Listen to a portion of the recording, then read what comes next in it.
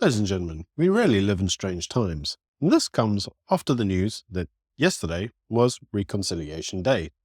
For those of you who didn't notice, Cyril had an event where he basically gave a Reconciliation Day speech with Dean McPherson introducing him and followed thereafter by Gaten McKenzie.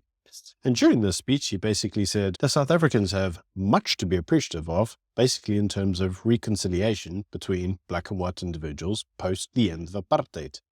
But what he asked for was that there should be more unity amongst the citizenry in order to better enhance and develop the country. All seems very good.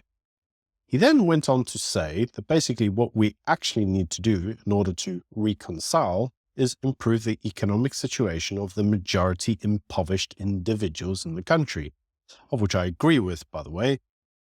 As a staunch capitalist, I would obviously like more customers to sell to. More customers to sell to, the better prospects I am of making more money, because I've got more people to sell to.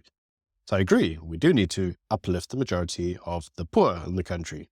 It would be very good if they were economically active. And that obviously raises the question of what is the ANC doing in order to get them economically active and not dependent on grants. But that's the topic of another video entirely.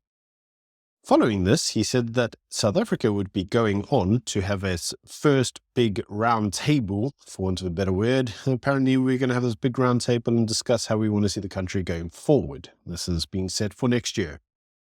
Now, I must admit, the minute he said this big discussion is going to happen, I did have a degree of trepidation, merely because we've seen how these things tend to go in the past, specifically with regards to the expropriation without compensation bill and the NHR bills.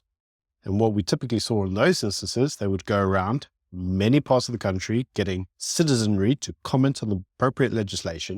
And what you'd usually find is that political parties would swarm it and then basically just have their members kind of like shout different slogans and mouthpieces.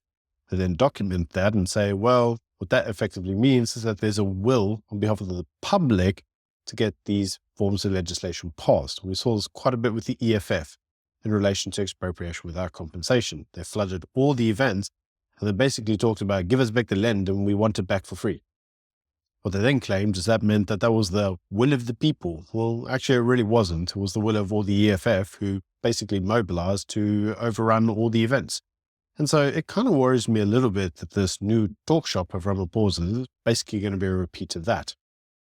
But you see, following the event, something interesting really occurred. And that was that Brendan, who's basically the guy who's running good, because nobody knows where Patricia de Lille is anymore. So Brendan kind of runs the place.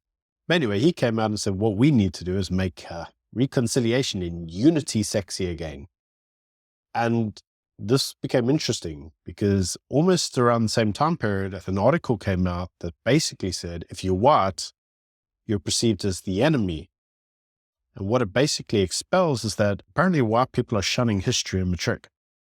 And when you actually go and you do a comparison as to who's studying at senior grades history, apparently white people aren't opting for history. Now, the article goes on to ask, why is it that white people are shunning history? And the article goes on to say that history is actually very important because what it does is it teaches us reconciliation and unity. But you see, the problem is that the article fails to understand something. Whites always seem to be the enemy for whatever reason. And that in itself becomes interesting because all you got to do is look at forms of politicians' tweets and their comments online. And that suggestion that white people are regarded as the enemy is immediately proven to be true. A really good example is read any tweets by Herman Mashaba. And all we tend to see these days from Herman Mashaba tweets is, yeah, historical injustices, we need to open the past, we need to revisit this because your ancestors did this and this and this. Now, you see, this all becomes interesting because one of the things that Action SA supposedly really pushes forward is that they want a degree of non-racialism. They want to create a nation based on the national identity of being South African. And whilst they say they're not exactly colorblind, they do obviously want to promote forms of equality of opportunity and not equality of outcome.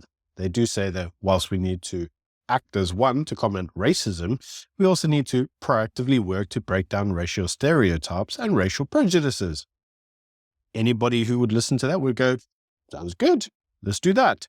But that's not what Herman Mashaba actually does on a day-to-day basis. You just read any of his tweets, and some of them get really, really racist. You criticize that guy, you're racist. And then your ancestors, they came here and they did this racial thing and that racial thing.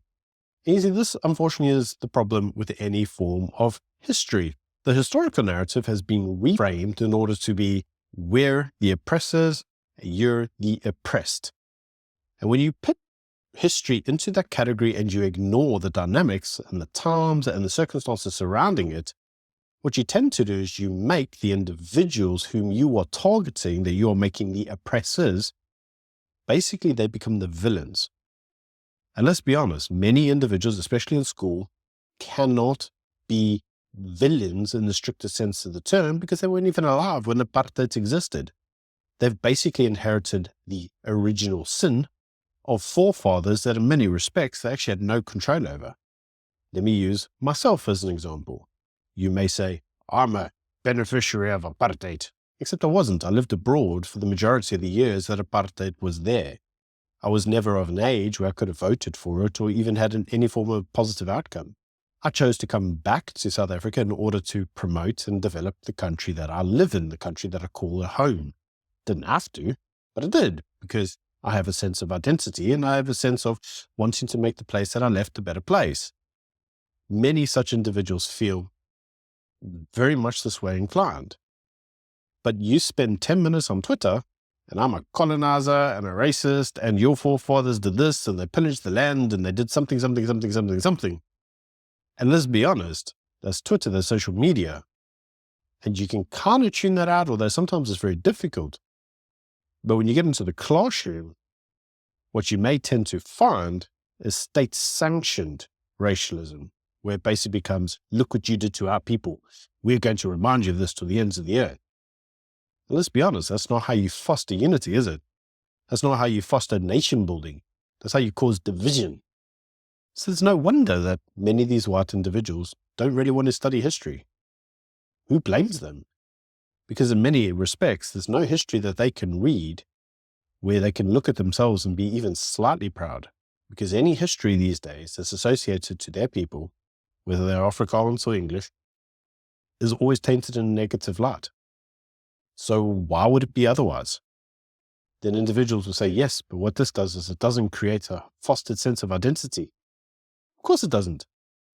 Because the very curriculum as the way it's being created is meant to frame them as the villain.